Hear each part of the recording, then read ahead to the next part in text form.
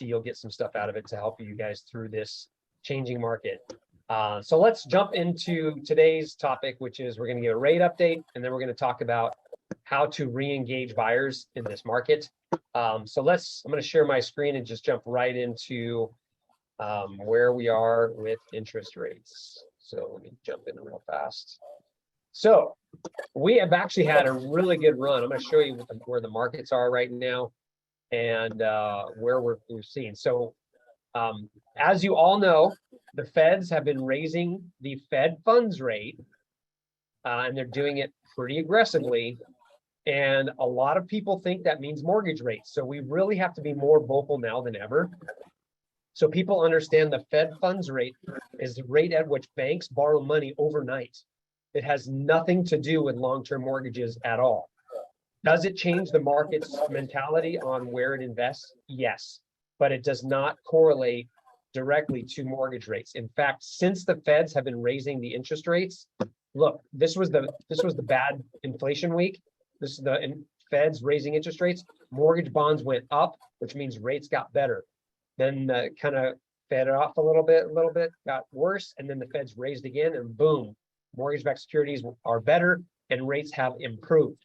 We have seen a 1%, it's a full 1% better in interest rate since last June. That's a big change, guys. So all of your buyers that are on the sidelines need to know that. If you want to look at what the average rates are right now, let me pull this up real fast. Mortgage rates. Here we go. Mortgage News Daily is a good place. So right now, 5.13 with one discount point is the average 30-year fixed. So we're up 9 basis points for the day. That's what this means right here. Oh, there we go. If you want to look at a little bit more detailed, there's a 30-year.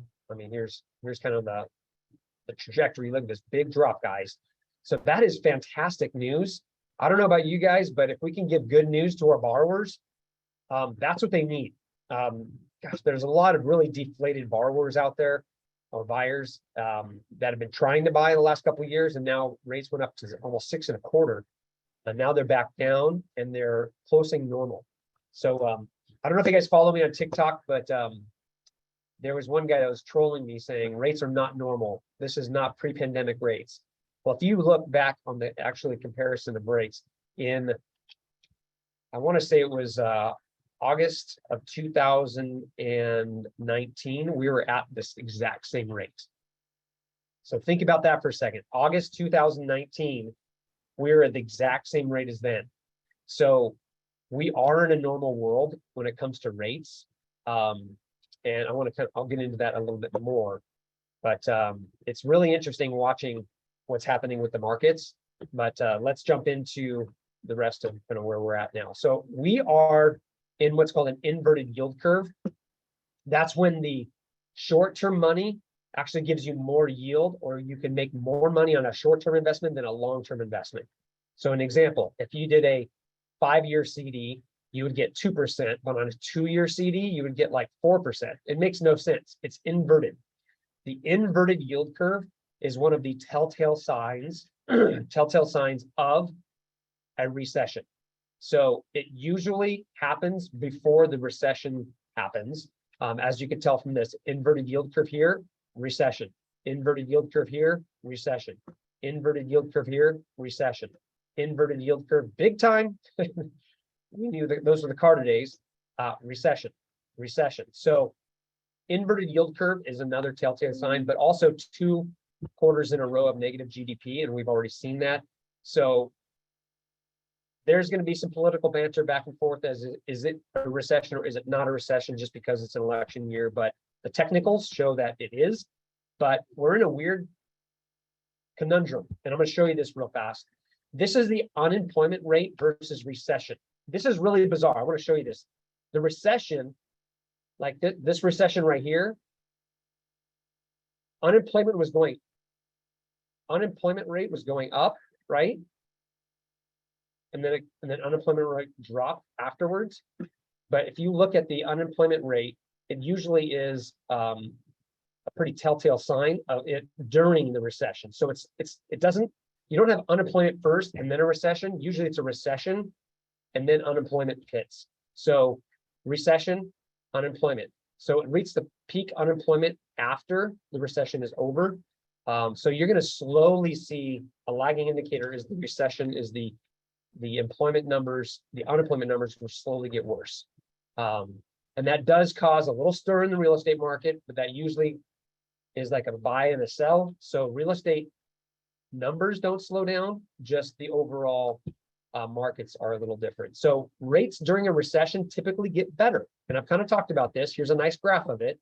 During this, they were at a peak here, they came down, peak here, came down, peak here, came down. They peaked in the middle of it and came down. It's interesting to see recessions, what rates do during a recession. So recession rates usually get better. So that's very good news for our buyers. So it's going to go through all of it here fast. It's going to skip there. So housing always stays strong during a recession, except for the housing crisis that we had, which was more of a mortgage crisis that led to a recession. That was the 2008, totally different market. But every other recession, appreciation still happened. Appreciation. So that's really good news. We need to make sure our buyers understand this. So how do we re-engage our buyers? This is kind of really my focal point for the last couple of months. Like, how do we get these buyers that are in this fearful state because they just don't know what's happening in the market? How do we educate them and how do we get them going? And this is what I've basically come up with as the summary. It's a psychological battle out there.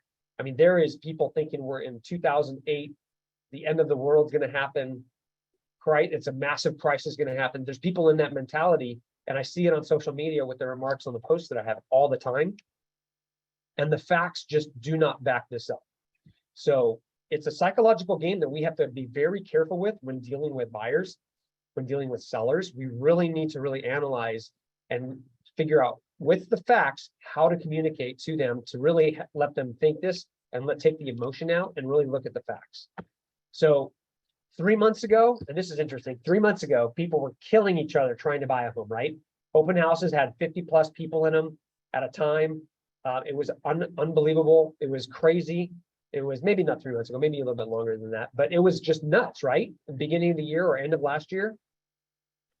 And now it's completely shifted. And I mean, it's so quick that our psyche changes from, I have to buy a home now, or I'm never going to be able to buy one, to, oh my gosh, I'm going to be able to buy one for super cheap because the market's crashing.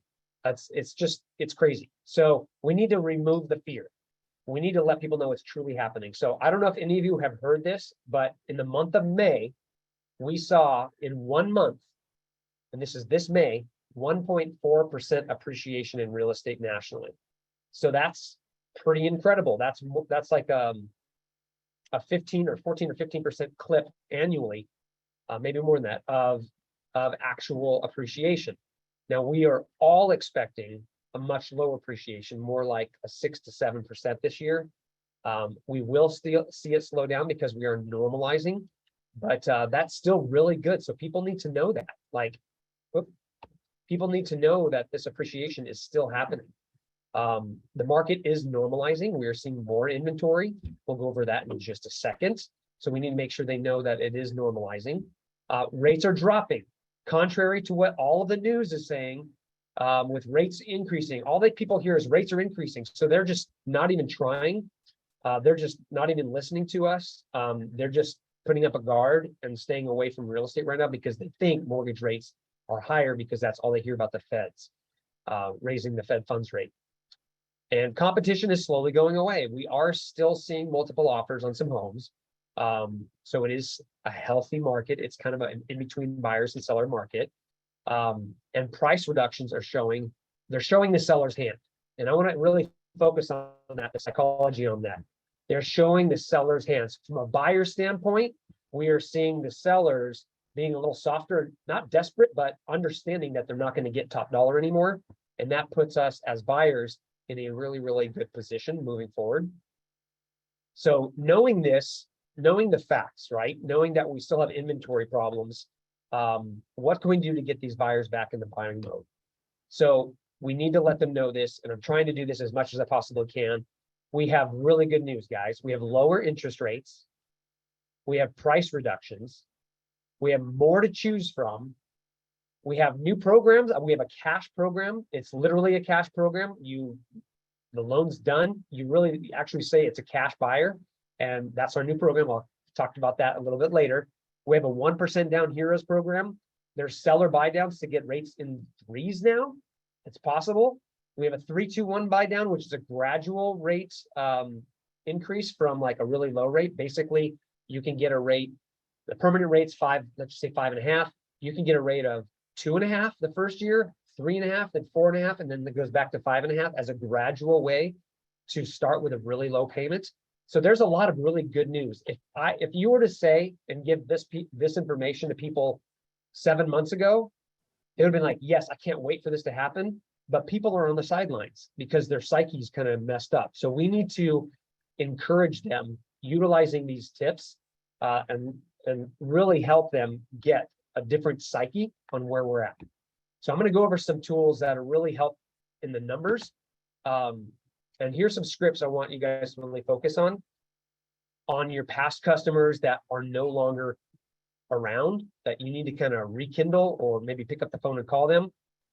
Here's a couple scripts. And again, be genuine with it. But if my real estate agent was to call me after what went through and I didn't know what was going on in the market, and they said this to me, hey, Sean, if I can help you buy a home with a payment that's equal to a price reduction of 15% off that property, would you be interested? That house that's currently listed at $850 is out. If I was able to get you into that home with the same payment as equal to a $750 home, would you be interested? Or if I can help you buy a home today with a significantly lower interest rate, maybe rates that were here during the pandemic, would you be looking at potentially buying again? We need to really get into their psyche and have them rethink the conversation, because it's been, oh, rates are too high now, or I'm priced out of the market. Well, if we can show them with math how you can get it into a home with current interest rates, the same as if $100,000 off an $800,000 purchase, and I'll go over that in a second to show you this. We're just trying to re-engage them to get them back in the game. It is working, guys. I've talked to some of my older buyers and it works. So I'm telling you, you have to do this. It's going to really help you guys moving forward through the third and fourth quarter this year, almost fourth quarter. So supply, I want to talk to this. They need to understand the supply and demand. Compared to 2017 to 19, inventory now is still less than half of those periods, which is crazy to think of. We think we have a lot of inventory now compared to what it was. It's still half of the average inventory of those 2 years on average. So we need to let them know that too.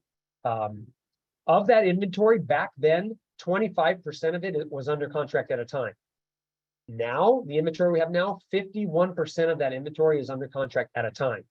So it's churning very, very quickly. It's still a very positive market. There's a lot of real estate happening. So supply is still going to continue to be an issue. So this is I don't know how many people you know have said that they're going to be renting instead of buying. This is a breakdown of kind of what the gains are buying versus renting. So this takes into account the fact that you have to pay a real estate agent commission to sell. So if you were to rent a home, and you rent average for a 4-bedroom home right now, or 3-bedroom is very expensive in Scottsdale. So I'm just using those numbers right now. $52.28 compared to a 46, and then with some property taxes or property, some rental taxes here. $53.06 versus $46.77. The first year you will be negative because if you sold that house within the first year, you've got some real estate fees to pay. But after the second year, you're ahead $18,000. The third year, you're ahead $63,000. So this rent versus buy is it's pretty significant what these numbers look like when you're talking to somebody who says, I'm just going to rent and wait. This is what the difference is and how much it would cost you or how much you would gain by buying now versus renting. And there's a lot of people that are renting right now that are just disgusted how much their rent is going up. So this is a great thing to show them. Rent versus buy, it really is significant. This is a breakdown. It's a little blurry, so I apologize for that. But this is a very interesting number I ran. Okay, so what I want to show you is what would it cost if I waited? And I put in here some pretty aggressive numbers. I've actually put in here that today it's $850 purchase price. What if it went down to $845? Like, what if it just went down, like didn't do anything and went down a little bit, because we're seeing some price reductions and there's no appreciation. We know that's not true. But what if we had zero appreciation, a little bit negative, and then after 2 years, we finally saw a 3% appreciation? And in fact, in this model, I used 2% appreciation. After 3 years, like, where would you still be? You would still be, after waiting 1 year, you'd still be a net loss by waiting. I'm sorry, you would lose out on 4160. You would lose out on 28,000 by waiting. Lose out on $54,000 by waiting. It's still better to buy than to wait, even if the market goes down. And the reason is you're paying yourself every month. Whoops, you're paying yourself every month in amortization. So that amortization, what you're paying yourself, it adds up, and rent is a total loss. So these reports are very important to have in your buyer's presentations, in your listing presentations, to show if somebody says, you know what, I think I'm just going to wait right now and buy in 2 years. What will that cost them? It will cost them $28,000, and that's if there's negative appreciation. So these are really great reports to show. And this is a seller buy down. This I'm beating this into you guys because I want you to understand the power and how, from a buyer's perspective, it can make a massive impact on the decisions they make. So this can have two schools of thought. A seller and a buyer can both use this as strategy. Let's look at it from a buyer's perspective. Instead of making a lower offer on a purchase price of $850, instead of making a lower offer of $824, let's ask for that same amount of money given to us to buy the rate down. That takes you from 5.5 to 4.5. That's a savings of making a lower offer would save you $115 based on what it's listed for, but doing a rate reduction would be $415 a month savings compared to this one. The same net to the seller. The seller makes the same on both of these options. Now, that's equal. This savings right here is equal to letting them buy that same home at $758,000 based on current rates. So you're basically helping your buyers buy a home. If you look at the rates as static, you're helping them buy a house that's equal to a $758,000 market, when in reality it's selling for $850 by saving them that money per month. It really comes down to payment. So seller buy downs are a fantastic tool to get these people off the fence. And on the listing side, you can use it that way as well. On the listing side, it's a little bit more technical.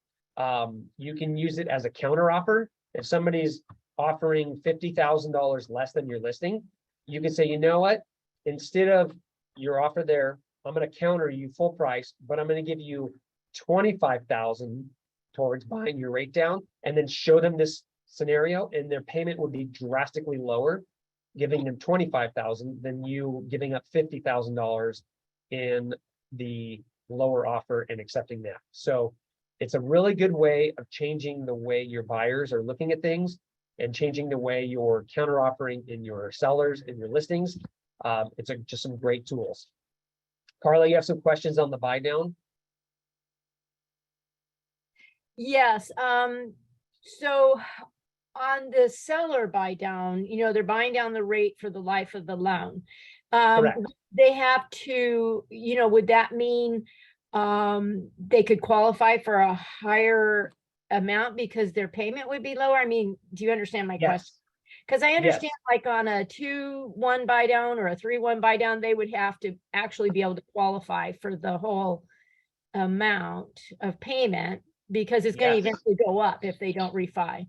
Yeah, I'm going to share my screen with you one more time to show you what that looks like. So if you have a buyer that couldn't qualify before, you could say, I can help you get into a rate where you can qualify again. Let me show you that real fast. I'm going to go back to look at the income difference income needed to qualify. In this home, they needed 103,000. On this scenario, which is what it's listed at right now, current interest rates, they would need 103,943 to qualify. With the buy down, it's $10,000 lower in income to qualify. So you can do the reverse to that and show how much more they could qualify with the same income. But absolutely, it helps tremendously to get those people that couldn't qualify because of the rate increase to get them back in the game by using this buy down. So anyone that you had that maybe was pre-qualified, and this happened to a lot of us, they're pre-qualified at 3.25. Now rates are in the low fives. If you could negotiate to buy that rate down to the threes, you're playing ball again. So there's a lot of really strategic ways of doing this. It takes some really good communication with the buyers to help them understand it. These models that we're putting together are a really neat way of making it real. Talking about the concepts over the phone, buyers just get lost. But if you can walk them through the actual numbers, it makes a lot more sense. So I hope that answered your question. Question. Any other questions? I have a question. So I had this scenario come up, and because I'm not in mortgage, I can explain it very limited, right? I mean, Yeah. I'm not a numbers cruncher, I'm not a numbers person. So I explain it the best I can, and I get the information. I don't know how to explain it. Like, I'm just not a mortgage person. Is this something that you guys are willing to talk to the client about? Or are you? All day long. I'd be happy to talk to every single one of your buyers regarding this. It really is a game changer, but they need to understand it. And I would be honored to have that conversation. Okay, you and your team, or should we just direct Usually me. I mean, anyone on my team can do it, but I'm kind of the buy down expert. So I'm happy to talk to anyone. I mean, if it's a weekend, if it's a weeknight, if it's during the weekday, that's perfectly fine. Just send me a quick text, shoot me an email, and I'd be happy to do that. I'll attest he does do that, because he did that for me on Saturday. Absolutely. It makes an impact. I mean, it really, really helps. And we need the edge in every aspect of our business to really get us to where we want to be. We all made good money this last couple of years. I mean, it was easier than it's ever been to do real estate and do mortgage. We are getting back into normal where we have to work. We have to have that edge over our competition, and just educating our buyers so they know their options. There's nothing worse than talking to a customer and then having them go somewhere else and learning about a trick that you didn't tell them, because it makes you look like you didn't know it. Even if you knew it, but you didn't present it, it makes you look like the other person's better than you. So we never want that to happen. That's why I highly recommend that whatever your average sales price is, your average list price is, whatever your market is, let's get and email me or send me a text. Let's get a seller buy down example.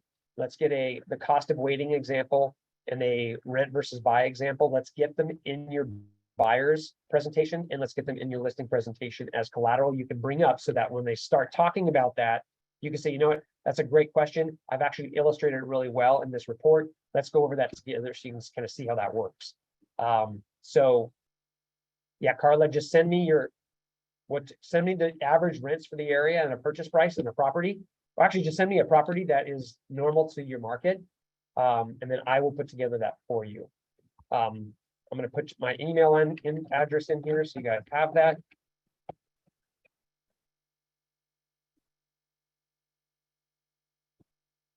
Sean@WoolenMortgageTeam.com. And everyone in meeting and submit. Sean@WoolenMortgageTeam.com. That's my email address. Shoot that over to me. Send me a text. This Friday, it's going to be a special day. I'm going to go into really deep to walk you through how to build additional recession-proof referral streams.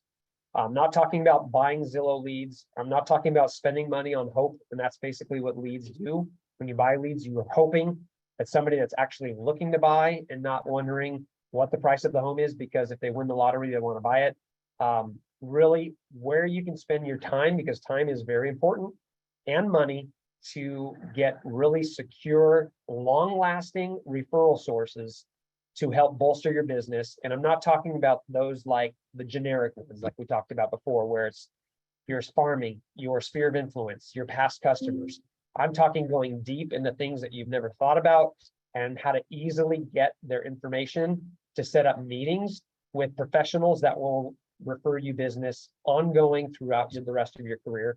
It's one of the only ways I've been able to stay super consistent over my career by doing this. And I'm going to teach you the tricks on that on Friday. And we're going to go deep into that world then. So I'm really excited for that.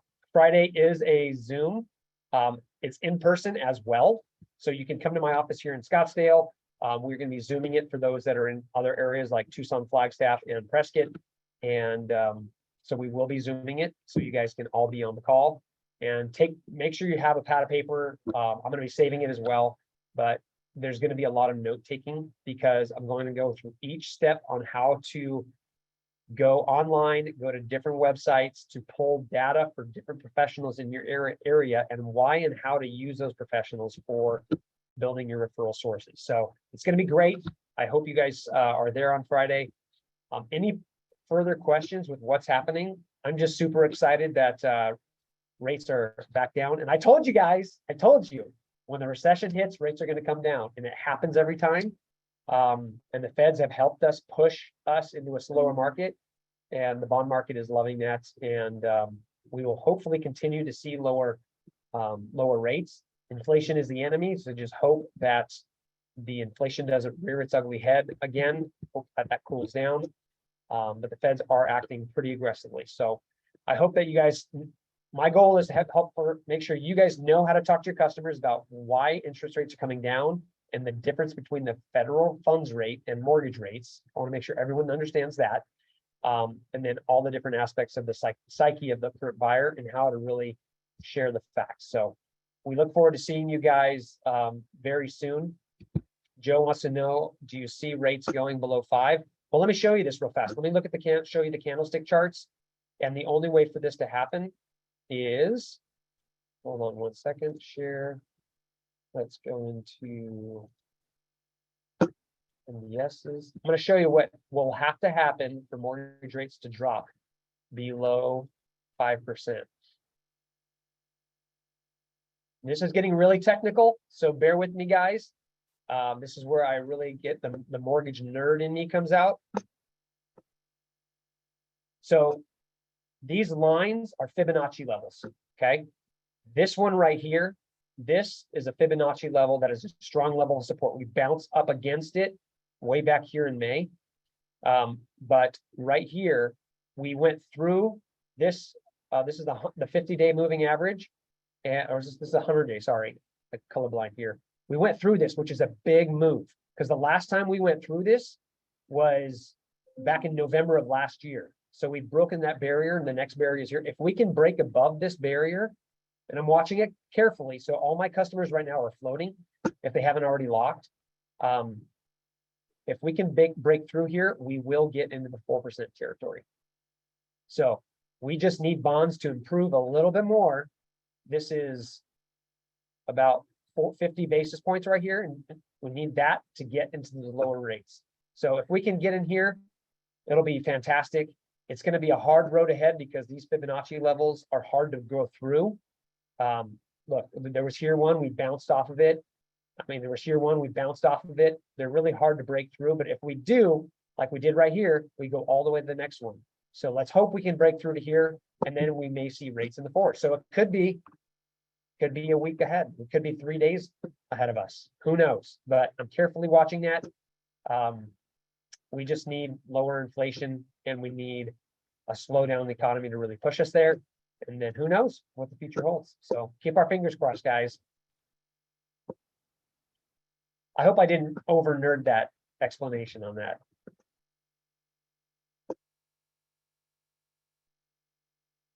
All right, any other questions? I'll stay on here for a little while. If you guys have any further questions, any specific particulars, email me. Email me. In fact, I'm just going to email everyone that's on here a breakdown of a couple different scenarios for your buyers and listing presentations on the seller buy down, on the cost of waiting, those types of things. So we had a good crew today. So thank you guys all for being here. And if you need anything more, then by all means, stay on the call or ask away in the chat. Hey, Sean, it's Joe. Hey, Joe, how are you? Good, good. Hey, I got a question. So, as we've seen more listings come on the market and as we've seen price reductions, and now we're starting to see, the interest rates go down. Is there a point that you see or a point that, in the market that there could be a reversal on this? Like if we're seeing the rates drop and we're seeing price reductions, at some point, we're still in one of the top markets in the country. At some point, the buyers are going to be like, okay, now's a good time. You know what I'm saying? And where do, Yeah. like, is there an inflection point? Is there a something that we should look for something like that? I know it's a Yes loaded and no. question, but No, I like the question because it's technical. Yes and no. If the price of homes stays to where it's at and increases, we will still push people out of the market, because there's a lot of people that they just look at the prices of homes, and if they're in the lower income categories with a recession, it usually hits the lower income households more. And that's unfortunate. But so that we were all working with a ton of first time home buyers back in March 2020 through December of 2022. There was a lot of those are out of the market. Now, if they're a pretty healthy buyer, yes, this would pull you back into the market because it's hopeful. I mean, yeah, rates came down a little bit. Now maybe I can afford it. So it will pull people back in.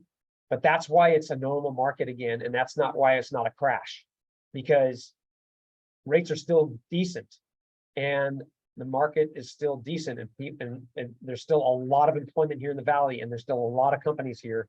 Mhm. I don't think it'll go back to where it was. I think we were all lived it like an all you can eat buffet for 2 years, and that buffet is shut down, and now you can just get one serving like at a time. That's kind of how we are right now. But so we won't go back to that, but yes, we will see a normalizing of the markets, and that's what you'll probably see the next few months. These last couple months, maybe the last month and a half, it's been weird, right? It was almost like COVID, like people just stalled for a little bit. But our numbers have still been very strong on our side. And we're doing everything we can to keep these buyers going and keep them active.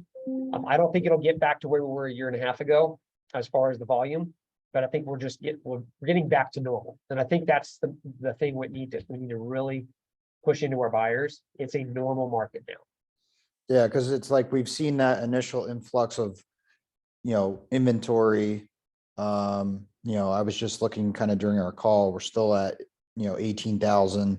I think if you take out coming soons, we're at like 15. So it's still pretty low, but I was just curious, at some point, there's got to be like, all right, prices are coming down, rates are coming down. Like someone's got to take advantage of that as far as seeing that it's not going crashing like you're saying. So yeah, and the buyers, their psyche right now is like, oh my gosh, prices are coming down. They don't understand that, we're listing it for what the peak of the craziness was, where people were paying 100,000 over the current asking price for a home. So there will be a little bit of a back to normal type of a price on that. And those price reductions aren't a deteriorating market. They're just the listings are coming back to normal. Whether it was overpriced or whether it wasn't. I mean, a lot of us put our homes on the market or put their customers' homes on the market trying to get the next best peak. We're trying to keep the flow going, and it has softened. So be careful in how we're communicating with our borrowers. And when they say the values are dropping, they're not going to want to buy if values are dropping. But if you say, values are actually staying steady, and we saw in the month of May a 1.4% appreciation overall, but the overall psyche of the sellers is shifting, and they're no longer pricing their homes too much, and they're actually reducing them now back to where they should be. That conversation needs to be had. with customers. We can't have anything negative in there, or if the negative comes up, we have to make sure we're giving them the facts. I'm Yeah. really interested to see what July has for appreciation. I think July is going to be almost flat. Yeah. I really do, because there was very little activity. It was a weird month. Everyone's on vacation. We were all in San Diego or somewhere else where it was cooler, so Yep. the you markets were a have- little. Have you seen on the lending side of things, as prices have or rates have dropped over the last week or so, have you seen like a uptick in buyers coming to you and getting reinvigorated with purchasing, or how is This from the last week, yes, I've had a lot more people that were on the fence come back in. But not anyone new, because I think it's gonna take a while to change the psyche of those people that are currently out there thinking about buying. Mhm. And maybe a slower process for those people we're not fully engaged with. That's why if you do have anyone that you've talked to in the last couple of years that are off the fence now, just saying, no, I'm just gonna wait. Having that conversation will help reinvigorate them to get back in the swing of things. But yeah, What- I've seen quite a few people come off the fence that I've spoken to. One last question, John, because there's no Fed meeting in August, how do you feel that has an effect with rates or anything over, since, we don't have that again until September? Well, it just depends on what the inflation numbers. We're gonna really look at the inflation to see what drives the interest rates moving forward. I believe the next Fed meeting will be another 3 quarters. They have hinted Sure. that they're gonna slow down their roll, Yeah, if need be, which is that was a very good sign for the markets, but is we that also word, had, is that pause that you've been talking about, or is that not yeah, yet? yeah, when the feds start to pause. But also this last CPE was at 1.2% or 1.4, 1.2%, which is really high Mhm. inflation number. And that was last week, and it didn't really affect the markets, which was to me strange. I thought we were gonna see rates worsen, but there was other factors in the markets that that kept that low. So we'll just continue to watch inflation now, and not so much what the Fed says, but inflation numbers to see what the rates will be moving forward. That's why I think this next Fibonacci level on the rates is going to be very difficult to get through. But if we do, we'll see better rates, but I'm not sure we'll pierce through it, but fingers Yeah. crossed. Yep. Cool. Thank you, Sean. You got it. The July rate of inflation, let me show you the calendar. Hold on one second. Share screen. Share. Here is where are we? Real estate. Economic calendar.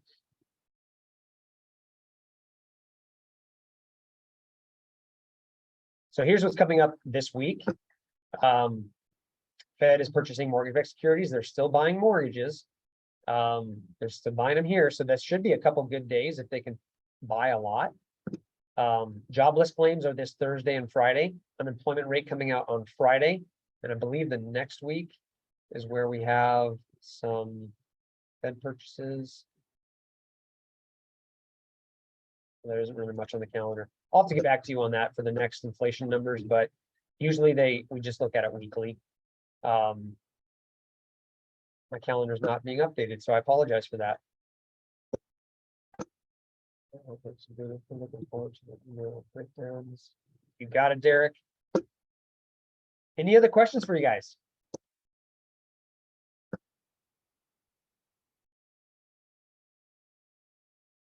All right, perfect. And Carla, I think I owe you a video still. I did like 6, but I was not happy with them. So you know how video is, guys. That's like me when I do videos. I'm never happy. I have a whole bunch that I did, and I'm like, that is not good. So anyhow, I have that I coming. sent you an email also, because you'll have to actually email to get your username password from them. They won't give it to me. Yep, got that, and that's in process. Okay. All right, guys. Well, enjoy your week and say a little prayer. Keep your fingers crossed for us to break through that Fibonacci level so we can potentially see rates in the fours. That would be, now you can always buy the rate down in the fours, but 0 points in the fours is not there yet, not quite there, but it's almost there, guys. Almost there. So spread the word to your buyers.